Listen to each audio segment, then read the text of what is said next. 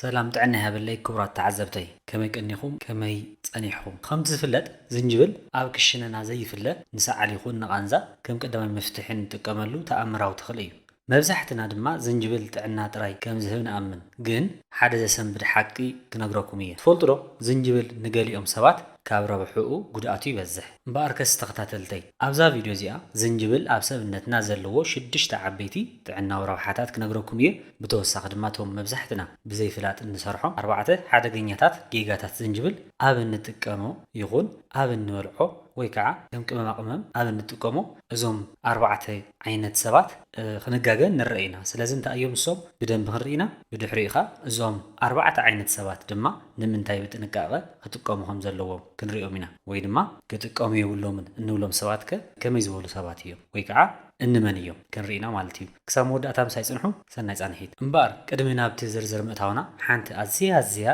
التحقس بالسرات اللاتني نسانتايا بحوار كوينا سرحنا ييو نسوها كم زفلت ابيلس فاميلي تويهلز لو ملعله 50 شح ابالات كهلو بقيلو اذا عوت زي بزيناتكم دقفن فقر زي حسابي نيرو سلاز تخاهدلتي بتعمي قني اللي كلكم يدلي ليتن معلتن زدخم كله نعخم نوقو حفلطون مهابن طعيات نختكونن طعي زيغان مفتارنيو اما حج دما كابزن العلي كنعبن كنسسنن ناتكم ناي قصاله دقف يلين ديو سلازي نزا چانال سبسكرايب بمغبار ناي ابيلس فاميلي هيلز فيديوهاتون شير بمغبار ناي عرسنان طعنا ناي طعنا حبرتسنا حبيرنا نسرح كاوخا دقيمة نعخم بالتعمية إذا مسجنكم زخبركم من تختاتلتي دحرز موالي مبار نبتوان ناتحستوي كنملس مبار كس كم تفلت زنجبل كم مقبن مقر تراي زي كونس لعل زبالة سنة هيوتاوي من قصاص ويكعبايا اكتيف باتاتات زحازة مدحنيتيو بفلاي اتاوشت زنجبل زركب جينجرول زبهر باتا كم موتر سبنتنا بمخان لناي وشت سبنتنا مقلطه ويكع ميتابوليزم يتابع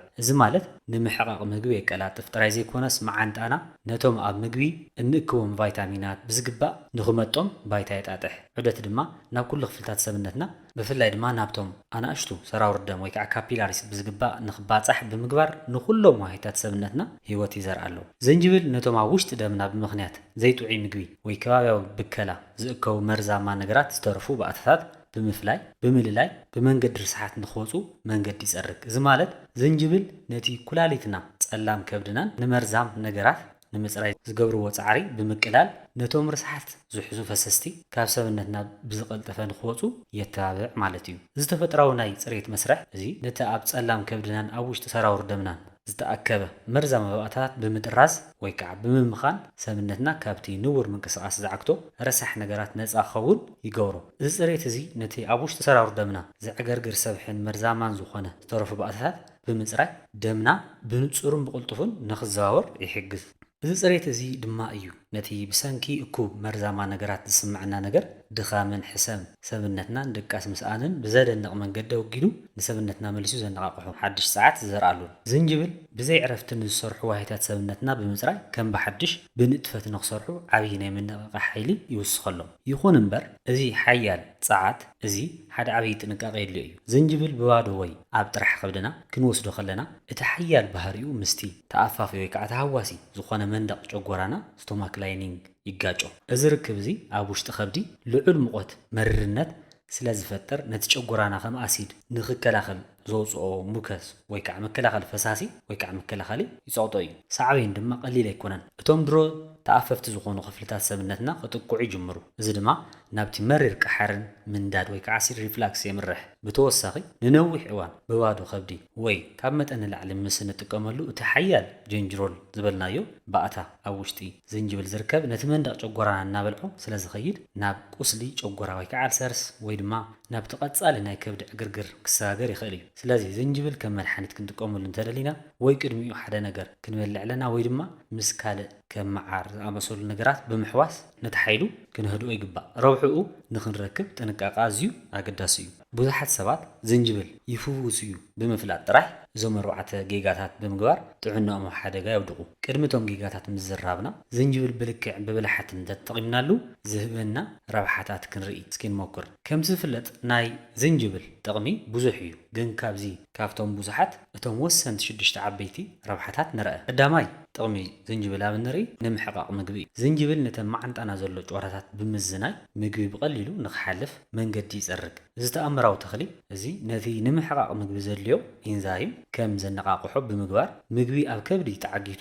ንኸይፀንሕ ይሕግዝ። እዚ ድማ ነቲ ብዙሕ ሰብ ብፍላይ ድማ ድሕሪ ሓያል ምግቢ ዘሳቅዮ ምምላእ ወይ ከዓ ምንፋሕ ከብዲ ዕግርግር ምባልን ጋዝን ብቕፅበት ንኽሃዲ ይገብር። ካልኣይ ከዓ ቃንዛን ረኽስን ምንካእ እዩ ማለት እዩ። ዝንጅብል ከም ተፈጥሯዊ ኣስፕሪን ወይ ከዓ ፀረ ቃንዛ ናንስትሮይዳል ኣንቲ ኢንፍላማቶሪ ዲዚዝ ዝበሃሉ NSAID ዝበሃሉ ማለት እዩ ከም መድሓኒት ክንሪኦ ንኽእል ኢና። እቲ ኣብ ውሽጢ ዝንጅብል ዘሎ ጀንጅሮል ነቶም ኣብ ሰብነትና ቃንዛን ረኽስን ዝፈጥሩ ፕሮስቶግላንዲንስ ዝበሃሉ ኬሚካላት ብምዕጋት ልክዕ ከምቶም ፋርማሲታት ዝህቡና ናይ ቃንዛ መድሓኒት ኮይኑ ይሰርሕ ማለት እዩ። ሳልሳይ ከዓ ንዑደት ደም ዝንጅብል ቴርሞጀኒክ ወይ ሙቐት ፈጣሪ ባህሪ ስለ ዘለዎ ዑደት ደም ብምምሕያሽ ንኩሉ ክፍልታት ሰብነትና የውዕዮ። እዚ ማለት ዝንጅብል ኣብ ውሽጢ ሰብነትና ፃዓት ብምፍጣር ሰራዊት ደምና ንክገፍሑን ደም ብቐሊሉ ናብቶም ርሑቃት ኣካላትና ከም ጫፍ ኣፃብዕትና ኢድናን እግርናን ንኽባፃሕ ይገብር። እዚ መስርሕ እዚ ነቲ ብምኽንያት ዑደት ደም ምስኣን ዝመፅእ ምቁራር ሰብነትን ድንዛዘን ብምጥፋእ ንደምና ንጥፈትን ቅልጣፈን ይውስኸሉ።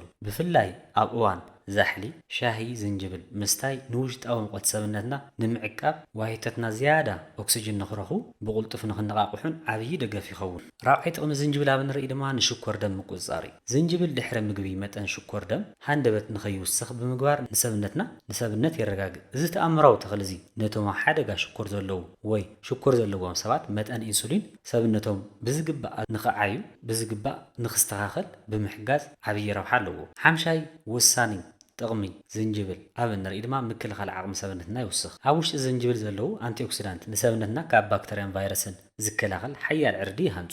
ዝንጅብል ተፈጥሯዊ ኣንቲ ማይክሮቢያል ባህር ስለ ዘለዎ ነቲ ኣብ ውሽጢ ጎሮና ሳምባናን ዝፍጠር ረኽሲ ብምንካይ ሕማም ንኽንከላኸል ይሕግዘና። ሻድሻይ ንጥዕና ዘለዎ ኣእምሮ ክህልወና ዓብዪ ሓገዝ ኣለዎ። እዚ ማለት ዝንጅብል ነቲ ብሬን ፎግ ወይ ምድንጋር ኣእምሮ ብምጥፋእ ኣተኩርና ንኽውስኽ ይገብር። እቲ ኣብ ዝንጅብል ዘሎ ሓይሊ ፀረ ኦክሳይድ ወይ ከዓ አንቲኦክሲዳንት ንዋሂታት ኣእምሮና ካብቲ ብምኽንያት ዕድመ ወይ ፀቕጢ ዝመፅእ ኦክሲድያዊ መጉዳእቲ ወይ ከዓ መርዛማ መጉዳእቲ ይከላኸል እዩ። ዑደት ደም ናብ ኣእምሮ ስለ ዝውስኽ ዋሂታት ኣእምሮና ዝያዳ ኦክሲጅን ምግብን ንኽረኽቡ ብምግባር ብዝያዳ ንቑሓት ንክኾኑን ናይ ምዝካር ዓቕምና ንኽመሓየሽ ዓብዪ ተራ ይፃወት እዩ። ዝንጅብል መዓልታዊ ብመጠኑ ብምጥቃም ነቶም ኣእምሮና ዘነቃቅሑ ኬሚካላት ከም ዶፓሚን፣ ሴራቶኒን ንኽተዓራረዩ ብምሕጋዝ ንስምዒትና ንኽመሓየሽን ካብ ኣእምራዊ ድኻም ክንገላገልን ሓጋዝ እዩ። እዚ ድማ ነቲ ብምኽንያት ጭንቀት ወይ ካልእ ዕዮ ወይ ትምህርቲ ዝመፅእ ኣተኩሮ ምስኣን ብዘደንቕ መገዲ የቃልሎ ማለት እዩ። እሞ ተኸታተልተይ እዚ ብዛዕባ ዝንጅብል ወሰንቲ ረብሓታት ገለ ካበልና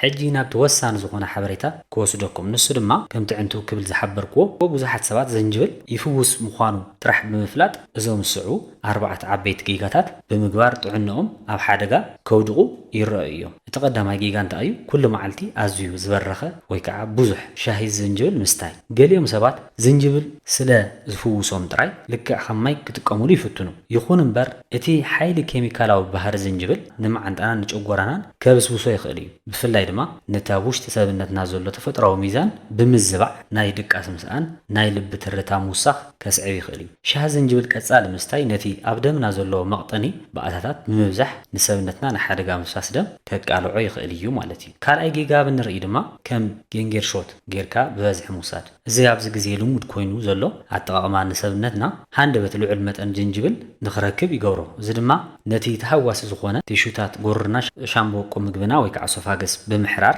ነዊሕ እዋን ዝፀንሐ ናይ መሪርነት ናይ ምቕንዛውን ናይ መሪርነትን ስምዒት ይገድፍ። እዚ ሓያል ቃንዛ እዚ ንኩላሊትና እውን ተወሳኺ ጾር ሲዒቡ ንኩላሊትና ንኻልኦት ኣካላትና ተወሳኺ ጾር ክኸውን ይኽእል እዩ። ሳልሳይ ከዓ ናይ ዝንጅብል ኪኒናታት ወይ ሳፕሊመንት ብዘይ ሓኪም ምኽሪ ምውሳድ። እዞም ኪኒናታት እዚኦም ካብቲ ባህርያዊ ዝንጅብል ብ10 ዕፅፊ ዝበረኸ ሓይሊ ክህልዎም ይኽእል እዩ። ብዘይ ንጹር መጠን ክኢላዊ ምኽሪ ምስ እንጥቀመሉ ምስ ካልኦት ንወስዶም መድሓኒታት ወይ ከዓ ንኣብነት ናይ ሽኮር ወይ ጸቕጢ ደም ተደሚሮም ዘይተደለየ ሳዕቤን ክፍጠር ክገብሩ ይኽእሉ እዮም። እዚ ድማ ሃንደበት መጠን ሽኮር ደምና ንኽወርድ ወይ ድማ ካብ መጠን ንላዕሊ ንኽቐጥን ክገብሩ ይኽእሉ ማለት እዩ። ራብዓይ ጌጋ ብንርኢ ድማ ብባዶ ከብዲ ዝንጅብል ምጥቃም እዩ። እዚ ጌጋ እዚ ነቲ ንጨጎራና ኣዝዩ ዝሃስእ እዩ። ዝንጅብል ብባዶ ከብዲ ክውሰድ ከሎ እቲ ሓያል ኣሲድ ዝንጅብል ምስቲ ተፈጥራዊ ኣሲድ ጨጎራና ተሓዊሱ ነቲ መንደቕ ጨጎራና ወይ ከዓ ስቶማክ ላይኒንግ የጥቅዖ።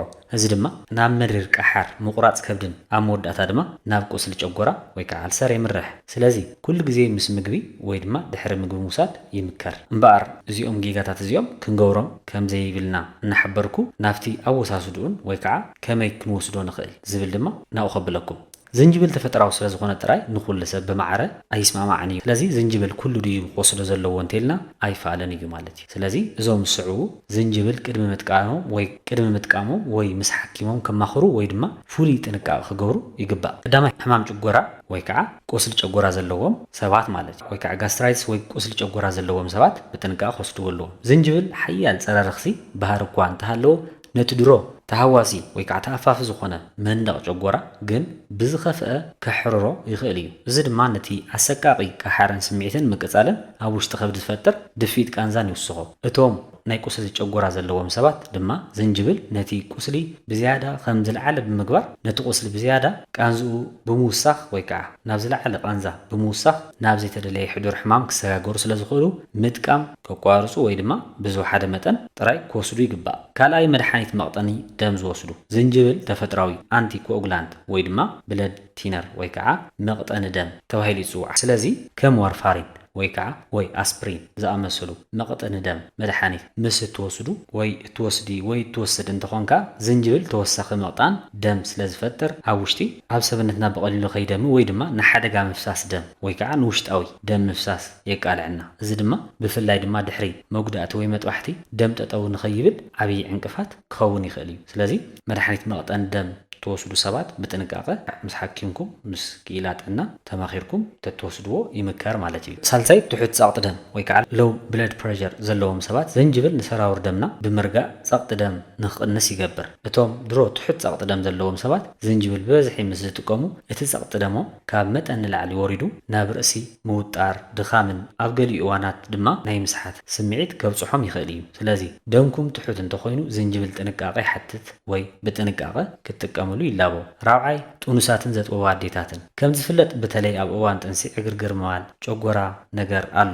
ዝንጅብል ንናይ ዕግርግር ወይ ከዓ ሞርኒንግ ሲክነስ ንምጥፋእ ሓጋዚ እዩ። ይኹን እምበር ካብ መጠን ንላዕሊ ምስ ዝኸውን ነቲ ኣብ ማህፀን ዘሎ ጥንሲ ብምኽንያት እቲ ደም ዘቕጥን ባህሪኡ ሓደጋ ክፈጥር ይኽእል እዩ። ከምኡ እውን ብተወሳኺ ኣብ እዋን ምጥዋብ ወይ ከዓ እተጥዋ ኣዴታት ድማ ክትፈልጦ ዘለክን ዝንጅብል ኣብ እትጥቀማ እቲ መሪር ቃንኡ ብመንገዲ ጡብ ናብ ህፃናት ክሓልፍ ስለ ዝኽእል ህፃናት ጸባ ንኸይፈትው ወይ ድማ ናብ ከቢድ ምቁራፅ ከብዲ ከጋጥሞም ይኽእል። ስለዚ ጥኑሳት ኣዴታት ቅድሚ ከም መድሓኒት ምውሳድክን ምስ ሓኪምክን ክትማኸራ ይግባእ ወይ ብጥንቃቐ ክትጥቀማ ይላበወክን። ሞተዓዘብተይ ከምቲ ንሪኦ ዝፀናሕና ዝንጅብል ክፍውሰና ዝኽእል ብህድኣትን ብመጠንን ምስ እንጥቀመሉ ጥራይ እዩ። ስለዚ ኣብዚ ኣጠቃቕማ ኣብ ንርኢ ዝበለፀ ኣጠቃቕማ ድማ ሓድሽ ዝንጅብል ተላሒፁን ተቆሪፁን ምስ ምግቢ ወይ ድሕሪ ምግቢ ክኸውን ከሎ እዩ። መጠኑ ድማ ኣብ መዓልቲ ካብ ፍርቂ ክሳብ ሓደ ማንካ ሻሂ ጥራይ ምጥቃም እኹል እዩ። ሞተኻተልተይ ሎማዓንቲ ናይ ዝንጅብል ዝነበረኒ ሓሳብ ከካፈለኩም መፅእ ዝነበርኩ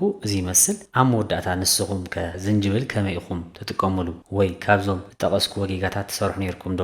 ኣብ ኮመንት ጸሓፉለይ መማሃሪ ክኾነና ንንባዕልና ካብኡ ከዓ ንተሓቱ ንሕቶታት እውን ስብስብ ኣቢለ ዝስኽበኩም እየ ማለት እዩ። እሞተዓዘብተይ እዛ ቪድዮ ጠቃሚት ኮይና እንተረኺብኩማ ላይክ ግበሩ። ንፈተውትኹም ጠቅም ትኽእል እያ እሞ ሼር ክትገብርዋ እውን ኣይትረስዑ። ተመሳሰልቲ ናይ ጥዕና ትምህርቲ ንምርካብ ድማ ሳብስክራይብ ግበሩ። ጥዕና ይሃበለይ። ሰላም ኩኑ። ሰናይ ቅነ